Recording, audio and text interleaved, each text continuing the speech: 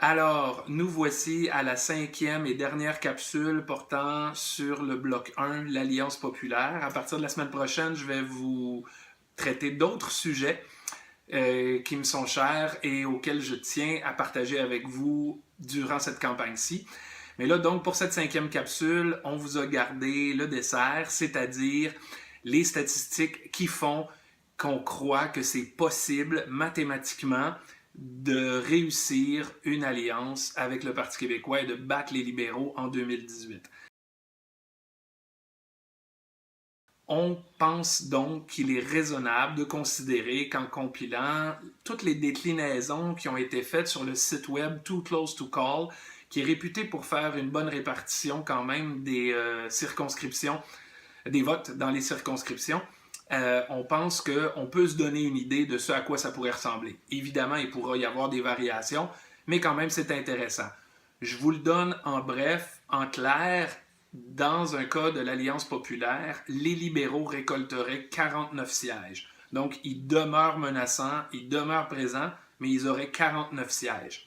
Le Parti québécois, seul dans les circonscriptions qu'il peut remporter seul, sans l'Alliance, il aurait 26 sièges.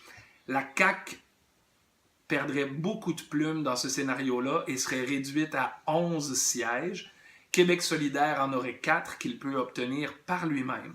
Mais ce qui est intéressant, c'est les sièges que l'Alliance populaire peut aller chercher. On croit que ce serait entre 30 et 35 sièges. Donc certains au Parti québécois, évidemment plusieurs, parce qu'il faut que le Parti québécois récolte plus de sièges que le Parti libéral si on veut que ce soit lui qui forme le gouvernement, minoritaire ou majoritaire, là, mais minoritaire dans notre cas, vous allez le voir. Et il y a 5 autres sièges. Donc, quand je dis entre 30 et 35, c'est parce qu'il y a 5 sièges que le Parti libéral pourrait tout de même obtenir. Donc, vous l'aurez compris, on prévoit dans ce scénario-ci présenter 35 candidatures uniques dans autant de circonscriptions, tantôt des solidaires, tantôt des péquistes, le but étant de permettre au Parti québécois de former un gouvernement minoritaire avec ces sièges-là, donc arriver au-dessus des 49 sièges que le Parti libéral devrait remporter de toute façon. Alors, ce qu'on a fait, c'est qu'on a réparti ces circonscriptions-là en prenant compte du fait qu'il y avait dans certaines circonscriptions soit Québec solidaire, dans Laurier-Dorion, ou soit le Parti québécois qui était légèrement en avance sur la CAQ ou le Parti libéral. Et on a pris aussi les circonscriptions où le Parti libéral et la CAQ étaient légèrement en avance, soit sur le PQ, soit sur Québec solidaire. C'est dans ces 35 circonscriptions-là que l'entente pourrait prendre place. Le découpage des comtés, celui qui avait cours avant la révision de la carte électorale, donc depuis, il y a 2 comtés libéraux qui ont disparu, il ne faut pas l'oublier.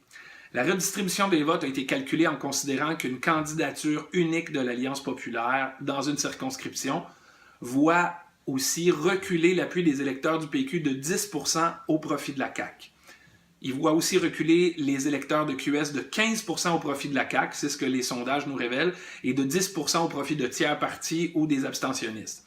Et finalement, il fait reculer l'appui des électeurs de la CAQ de 14% au profit du Parti libéral du Québec, parce qu'ils veulent absolument bloquer la route à l'Alliance populaire.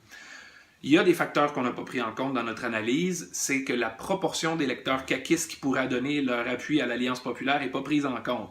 Donc, les chiffres qu'on vous dit demeurent tout de même assez conservateurs, parce qu'on s'entend qu'il y a beaucoup de caquistes qui votent CAQ comme vote de protestation contre les libéraux, parfois contre les partis en place, contre le Parti québécois aussi, et ces gens-là pourraient appuyer une initiative comme l'Alliance populaire. Par contre, on n'a pas réussi à trouver de données tangibles pouvant nous aider à évaluer à combien serait estimé ce nombre-là. C'est pour ça qu'on ne l'a pas inclus dans nos calculs. Mais c'est clair qu'il faut le considérer. L'autre chose aussi, c'est l'impact que pourrait avoir le parti de M. Gauthier, alias Rambo, ou Guy Bertrand, qui pourrait peut-être venir brouiller les cartes en dérobant des votes à la CAQ, mais peut-être aussi au Parti québécois. Et finalement, il y a aussi l'apport de l'adhésion à l'Alliance de la part des partis, soit le Parti vert, Option nationale. On n'a pas comptabilisé ça. On a décidé de les laisser à l'écart, mais on comprend que si Option nationale et ou le Parti vert embarquaient dans l'aventure, ça grandirait aussi peut-être un peu nos chances de l'emporter dans les circonscriptions. Alors, ce que je vous invite à faire pour voir tout le détail de comment ça se décline, c'est d'aller sur le site web qu'on a mis en ligne, alliancepopulaire.québec, et il y a un article qui traite de ça. Vous le verrez, c'est dans la rubrique portant sur les 5 vidéos du bloc 1 sur l'Alliance populaire. Alors, allez le voir, vous allez voir qu'on a fait nos devoirs et qu'on démontre que donc, si vous faites vos calculs mentalement, le Parti libéral aurait 49 sièges, possiblement un peu plus, mais on pense être capable de le limiter à 49 sièges.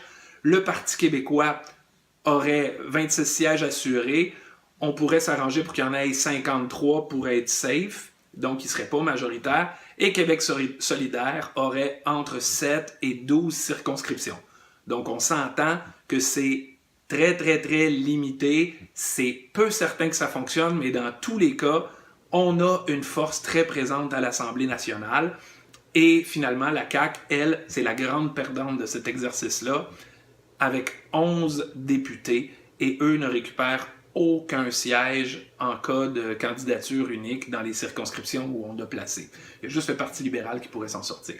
Donc, allez voir les chiffres, allez voir tout ça, mais je pense qu'on a fait nos devoirs et qu'on a démontré que mathématiquement, dans l'état actuel des choses, on sait que ça change très vite, mais dans l'état actuel des choses, c'est envisageable, c'est possible, c'est pas une vue de l'esprit.